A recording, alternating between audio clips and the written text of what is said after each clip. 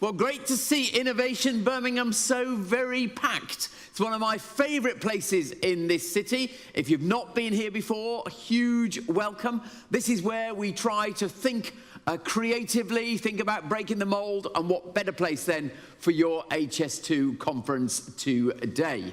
Now, I've been asked to kick off the event. It's a huge privilege to do that, but I should start, of course, by thanking Connect HS2 for hosting this and bringing this important conference to Birmingham. And I particularly want to thank two companies, A-Plant and Fortel, where it's at, who've brought me into this, and I think in terms of their own vision about what Connect HS2 is all about, they really sort of embody the radical thinking that we're hoping to get out of today. So thank you to you two for bringing that together. Now, the reason I was very keen to come and kick off today was because I have been a believer in HS2 since it was first conceived by the then Transport Secretary, Andrew Adonis, about 7 years ago now. And being a believer in HS2 hasn't always been easy. Some of you might know, before this job, I was CEO of John Lewis. Our partner company is Waitrose. And when I was chair of the Local Enterprise Partnership for Birmingham and Solihull, I was, of course, right behind HS2 from the beginning. Lots of Waitrose customers in the Chilterns might not have been. And there were a few demonstrations in our shops there. So all I'd say is I've put my personal neck on the block and taken a few people on over my belief in HS2 over the years. So I'm delighted that we're now at the stage where this is definitely going to happen. And it's probably worth just calling out that in last week's Queen's speech, there was all the disappointment about what projects were shelved, but HS2 and the government's commitment to HS2 shone through. And so there isn't just the commitment to the London to Birmingham piece, there's the effort to accelerate the development north of Birmingham as well, and that was clearly in the Queen's speech last week. So it is extremely good that that commitment is there. And it's worth just a very cheeky observation as we're all talking about the DUP deal in these couple of days, about the relative investments. So the DUP deal, about £1.5 billion. I think HS2 Phase 1 latest estimate was £56 billion. So it is interesting just to compare those two numbers. Now, why should we be hosting this event here in Birmingham? Very simply because we are trying to build the centre of a new industry, a high-speed industry here in Birmingham. Over the last few years, we haven't just wanted to have a terminus of the first stage of HS2 here. We've wanted to say, how are we going to make this the heart of a new globally competitive business based in Birmingham? So it was why we were determined to win the headquarters. So for those of you who are here from Snow Hill today, thank you very much for bringing the headquarters of HS2 to Birmingham.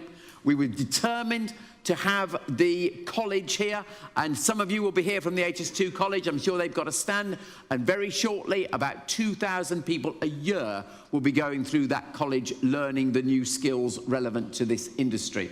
It's why we were determined, and there wasn't actually any choice about this, to have the marshalling yards, to think about the technology that will go with that train maintenance here in Birmingham. So the very simple fact is there is now a concentration of activity around HS2 here in the West Midlands, and that is an enormous catalyst for our economic growth. We're also determined not just to build a station, but to make sure that the two stations here at Curzon Street and at Interchange were the catalysts for regenerating those whole areas.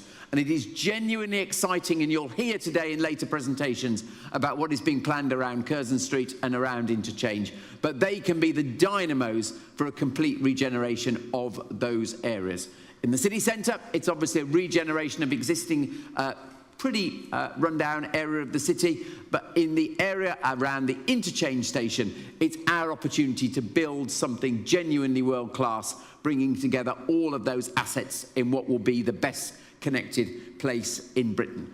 On the back of those plans, we in the Greater Birmingham Solihull LEP were able to agree a growth deal with government around the HS2 investment, £4.5 billion further on top of the HS2 core money, which will be about improving transport connectivity across the region. So that too is a catalyst for us.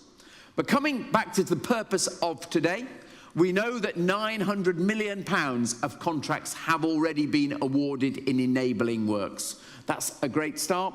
We're on the verge of about 8 billion, I think was the latest number I had from HS2 Limited, of contracts about to be awarded. So for suppliers, and indeed those suppliers who've already been awarded some contracts, and indeed SMEs and others who are waiting for contracts, it is a genuinely exciting time that those contracts of that size will be here. So my message about today is that you should go forward really confidently to bid for those contracts, but I want every supplier to think genuinely about how this can be a catalyst for change. How can you do things differently? How can we employ new people to develop skills that will be competitive for this industry going forward? What are we going to do in the environmental credentials in this construction of this railway? What are we going to do to make sure that we are genuinely constructing that industry for the future? Today then is all about the spirit of collaboration between HS2 Limited, between us as a host city for this, and of course between you as suppliers. So can I wish you all a brilliant conference. I am trusting that good business will come out of it, and that in years to come you will look back on this as a very important day where we began to make a reality of not just a dream and a bold piece of investment, but something that can genuinely be a stimuli to all of your businesses. Thank you very much for being part of the HS2 journey. Thank you indeed. Thank you, Andy.